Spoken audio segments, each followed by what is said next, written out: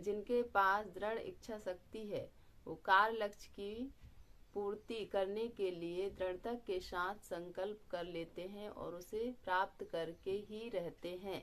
इस संदर्भ में एक उदाहरण है। एक माता पिता अपने बालक को लेकर एक महात्मा जी के पास गए और उन्होंने अपने बालक के हाथ को पंडित जी को दिखाया, और पंडित जी ने जब हाथ देखा तो बड़ी निराशा से कहा कि इस बालक के हाथ में विद्या की रेखा नहीं है। यानी पंडित जी ने बड़ी निराशा से बताया कि इस बालक के भाग्य में विद्या नहीं है।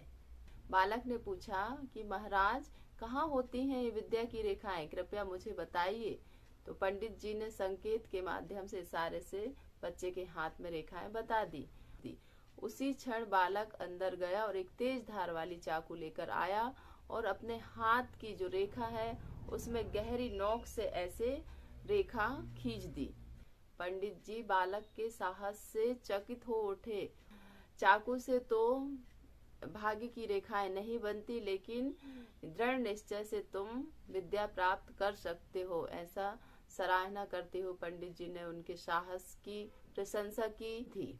चूंकि बालक के मन में विद्या प्राप्त करने की दृढ़ इच्छा शक्ति विद्वान थी और उसने उसी समय शपथ ली, संकल्प लिया और भाग्य में विद्या न होने की रेखा को झूठा सिद्ध कर दिखाया, और वही बालक एक दिन महान व्याकरण आचार्य बन गया। और उस बालक का नाम था पाणिनि जी, और जिन्हें विश्व के महान संस्कृत व्याकरण आचार्य के नाम से जाना जाता है।